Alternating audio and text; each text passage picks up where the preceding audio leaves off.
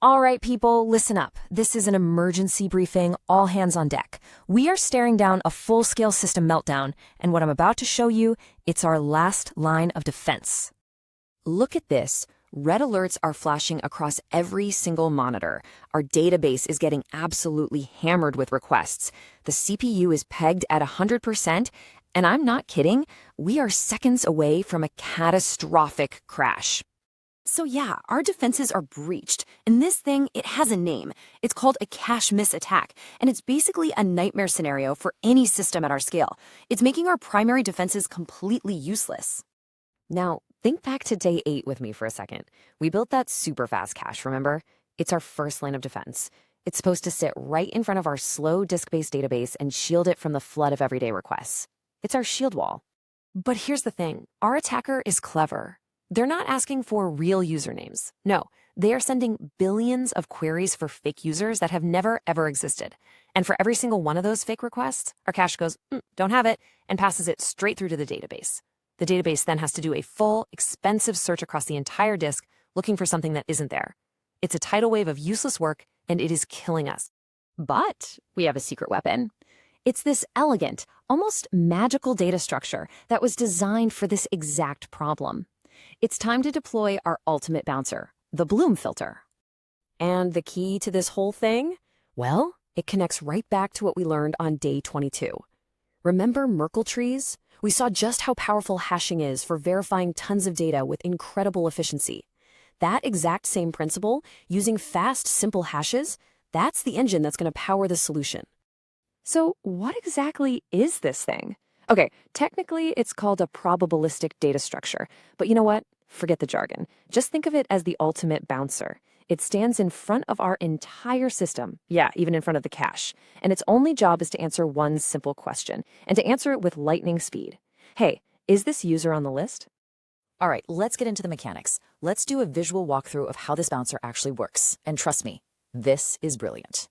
Okay, so I want you to picture this. Our weapon is a massive, dark, neon grid. It's a huge array of bits sitting in memory, and right now, every single one of them is an unlit 0. This is our bit array. It's super compressed and lives in that crazy fast RAM. So how do we get our valid users on the list? We take a valid user, let's call it a glowing green orb, and we fire it through, say, 3 different hash functions. Think of them as these neon laser beams. Each laser points to a specific spot in our grid. So for myweb1.com, those lasers point to positions 1, 5, and 8. And what do? We just flip those unlit zeros to ones. We light them up. Now we do this for all of our millions of real users, creating this unique, complex pattern of lit bits across the entire grid. And then, plot twist, the hacker sends their attack, a request for a fake user that doesn't exist.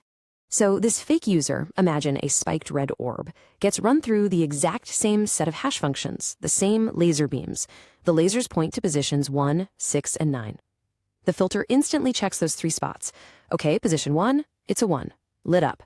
Position 6, also a 1, lit up. But then it checks position 9, and it's still a dark, unlit 0. Boom. The system's response is instant and absolute. Definitely not. That request, that spiked red orb, is vaporized on the spot. It never gets to the cache. It never, ever touches our database. The attack is just stopped. Cold. And it cost us practically 0 resources to do it. Now, I know what you're thinking. This seems like pure magic. And it kinda is, but there's a catch. There's one crucial rule, this really fascinating trade-off that makes this whole thing possible. The entire magic of the Bloom filter boils down to this one golden rule. Say it with me.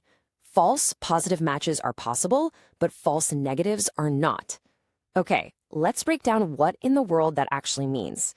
This table right here illustrates the trade-off perfectly. If our bouncer checks the required bits and even one of them is a 0, it can say with 100% certainty, no, this item is definitely not in our set, get out. But if it checks all the bits and finds that they're all lit up, it can only say, yes, this item is probably in the set. You can go ahead and check the cache. So, why only probably? Well, look closely at this. A hash for myweb.com lit up bit number 5. But look, a hash for a completely different user, myweb2.com, also happened to light up bit number 5. That's a collision. So a false positive is when a new fake user comes along and, just by pure chance, all of the bits it needs to check have already been turned on by some random combination of other real users. The filter goes probably yes and lets that one fake request slip through. But that's okay. That's the deal.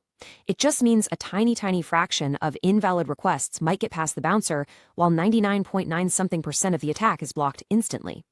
And that tiny little trade-off, being okay with a few false positives, is what gives us these almost unbelievable gains in performance and efficiency.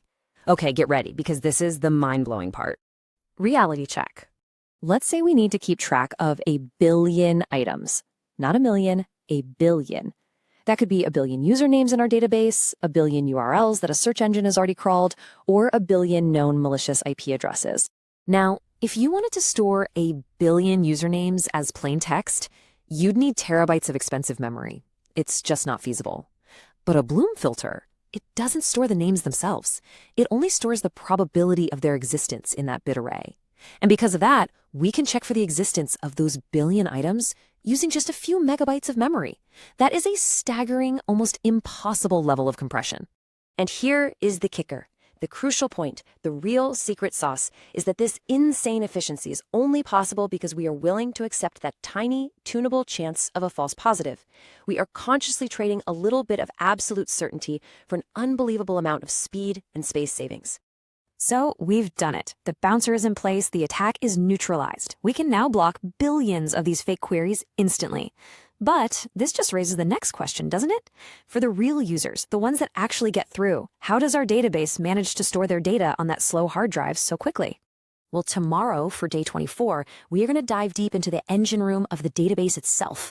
We're going to look at LSM trees and SS tables, the things that make it all work. You do not want to miss this one. Hit subscribe.